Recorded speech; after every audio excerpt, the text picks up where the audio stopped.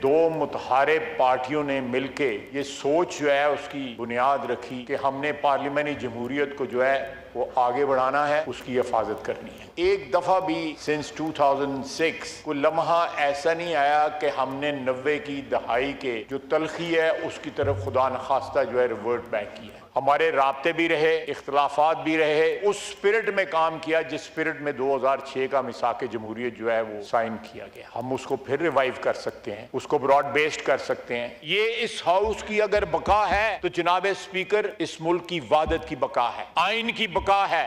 हम भूल जाएं कि माजी में क्या हुआ। हमारी लीडरशिप आपस में बैठे ना बैठे, मगर क्या हम पार्लियामेंटेरियंस पार्लियामेंट की खातिर, बेहतरी की खातिर, क्या हम कोई चार्टर ऑफ पार्लियामेंट नहीं साइन कर सकते?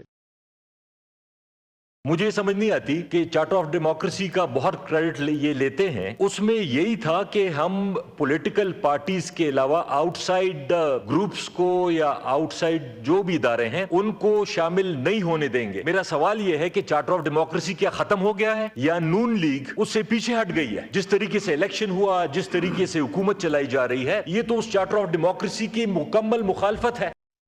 आज पाकिस्तान की पार्लियामेंट में दो बातें हुई। उनमें से एक बात तो ये थी कि पार्लियामेंट से गिरफ्तारियों पर जो MNA उनके गिरफ्तार हुए पाकिस्तान तहरीक इंसाफ के परसों शब 10 के करीब, उस पर यह एक्शन मैक्सिमम लिया स्पीकर कौमी असम्बली ने कि सार्जेंट एट आर्म समेत 5 सिक्योरिटी एहलकारों को मुअत्तल कर दिया। That is it.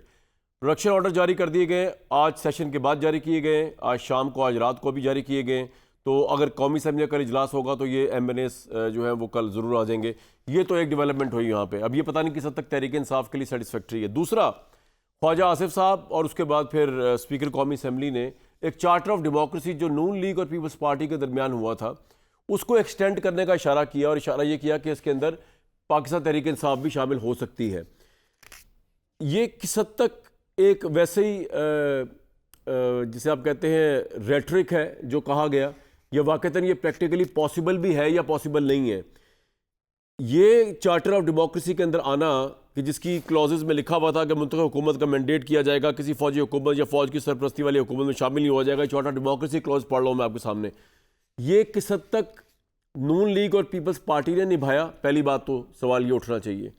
दूसरा, किस हद तक मौजूदा हालात के अंदर, जबकि नून लीग को किसी भी लिहाज से पोलिटिकली सूट नहीं करता कि शायद ऐसी कंसिलिएशन हो जाए तहरीक इंसाफ के साथ जिसमें उनकी लीडरशिप बाहर आ जाए, नून लीग के लिए पॉसिबल है ये? दूसरी बात। और तीसरा, किस हद तक ये तहरीक इंसाफ के लिए पॉलिटिकली एक्सेप्टेबल है कि वो कोई ऐसा चार्टर, वो तो हाथ मिलाने के रवादार नहीं है इन दूसरी पॉलिटिकल पार्टी से, राइटली और रॉन्गली, तो वो किस तरह जो है इनके साथ चार्टर ऑफ डेमोक्रेसी साइन कर सकते हैं, जिस चार्टर ऑफ डेमोक्रेसी को वो करप्शन के चार्टर साइन करने का इमरान खान साहब बार बार कहते रहे।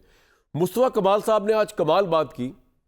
उन्होंने मजम्मत तो की ये जो MNAs को उठाया गया, लेकिन साथ उन्होंने ये भी कहा कि शायद इमरान खान साहब के लिए किसी किस्म की निगोसिएशंस, किसी किस्म की चार्टर ऑफ डेमोक्रेसी, किसी किस्म का ऐसा पैक करना पॉसिबल ना हो जिसमें फ़ौज को गालियां ना देने का मुआहदा हो।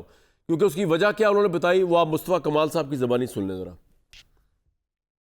पॉपुलर नैरेटिव का सर, आज जब हम देखते हैं पॉलिटिक्स के अंदर तो पता चलता है कि जब तक आप एस्टेब्लिशमेंट को बुरा नहीं बोलेंगे, अपने मुखालफिन को गालियां नहीं बकेंगे, आपकी पॉपुलैरिटी नहीं बनती। हमने मुल्क के नौजवानों को अपनी पॉपुलैरिटी के लिए इतनी नफरत बो दी है कि दिस इज एज इफ के you are riding on a lion. अगर आपने जहां जरा सी सेंसिबल बात की, आपके अपने लोग गालियां बकेंगे। अब यहां पर यह सोचना पड़ेगा, ये रियलाइज करना पड़ेगा कि आप कब तक शेर की सवारी करेंगे, इसलिए कि आप जैसी उतरे आपको वो शेर खा जाएगा।